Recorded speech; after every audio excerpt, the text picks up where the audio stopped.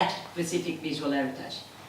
So, instead of restoring ballet mécanique with the usual mechanical reproduction techniques as commonly used by film archival institutions, an alternative closer to this restoration, to in general a restoration of an avant-garde masterpiece, could be considered in a broader sense. Okay? So, in the 60s, like other film archives, the museum made 35mm and 16mm duplicates in black and white for the distribution of the film.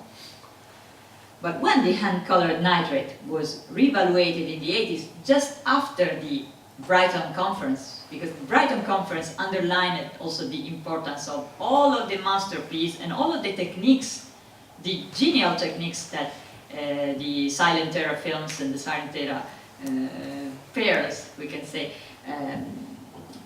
show it.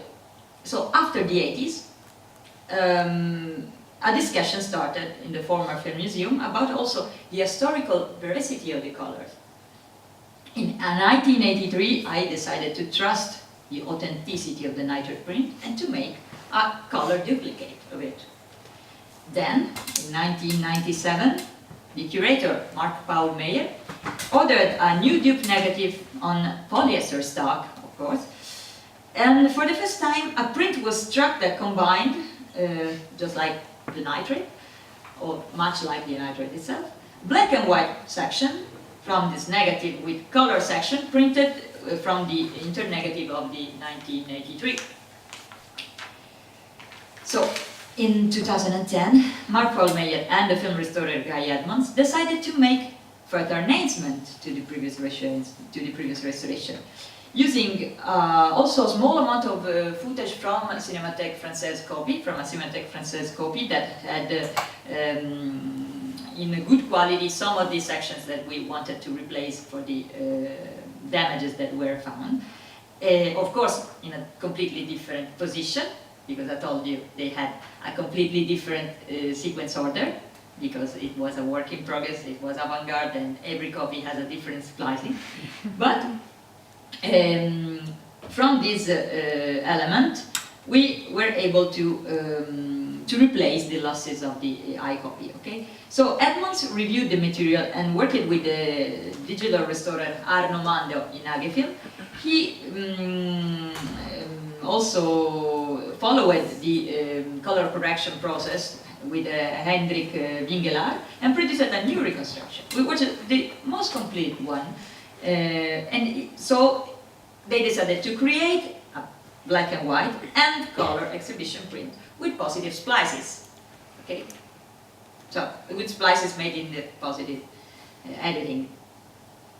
But the proposal of Guy Edmonds about the hand-applying color, this initiative that involved Daniela Curro, Uldrik Rudel and me, was focused on the very physical hand coloring.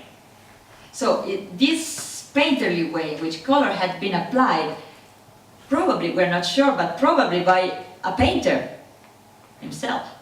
Okay, so also the presence of these suggestive brush marks. Why not? We decided we could attempt a restoration that would return to hand coloring techniques and entirely dispense with the use of the color stock.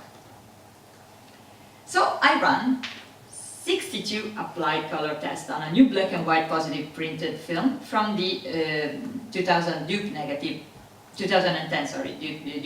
So not the previous elements, but just that dupe negative that has been done in the last part of the restoration. And you see some of the wonderful bright colors that are in the copy, that contain hand-painted blue cyan, dark orange yellow, dense yellow, vermilion red, yellowish green, and some other tinted section with light cyan, pale olive green, pale grayish yellow. Of course, the hand-painted section are brighter than rather than the tinted ones, because the probably, as also Brian explained before, the dipping was occurring in very diluted quantity of water. Okay, so with the one that attended the tinting process were not forced to have a strong concentration of color. They probably used, okay, we have finished some of the dyes, we can mix together and make them, of course, in a solution with acid, some acid elements in order to activate the tinting. But probably the functioning was this. So some of the colors that we find bright in the hand-painted section are the same hue, but with different saturation. Okay. And very often you see overlapping colors of the frame lines, because they were actually hand-painted with brushes. And hand painting allowed rapid change from one color to the other without splices, especially within sections that are single frames or just two frames, just like this that I'm showing now. Of course, longer section needed only one color or tinted, one color, and they could be tinted, but with the so small elements of a few frames, of course, hand painting was the only solution. Both tinting and then painting tests were run, checking use, concentration, dipping times, mixture and application, and every time I tried to remember the color of the original, also with the help of digital photos, and I said, okay, this is the perfect one, this is the right blue cyan that we had, and instead, when the final result came, actually not when the final result came, because when the final result came, I thought it was perfect, but when I put together, when I compare the colors, very often we had to run many other tests. For instance, one of the good comparison, even if the transparency polyester film looks different from that of the nitrate, the restoration of the colors in this case approaches pretty much the original, and so that's why we were very, very glad and very proud of our work. But in many of the parts that were strongly colored, just like the red one that you see there, it's very strong, it's very bright and intense and saturated too. In the most saturated parts, a gray density shadow of the end coloring was apparent on the black and white film. So, ironically, this black and white remnant of the color rendered the print too dark to be successfully hand-painted, because maybe there was this kind of shadow over the colors when hand-painting the areas that were with this previous color before. Then, two solutions were to this problem. First, the density could be taken out digitally using the hue and saturation tools as subtractive color filter, and then a new modified dupe negative could be written out with the desaturated parts. Or second, a comparison of the colored part of the Dutch copy with other existing black and white elements, such as the Cinémathèque Française element, Cinémathèque Française copy. So, just like we had used them to help provide source material that was not hand-colored, we can use some of the section to provide this experiment.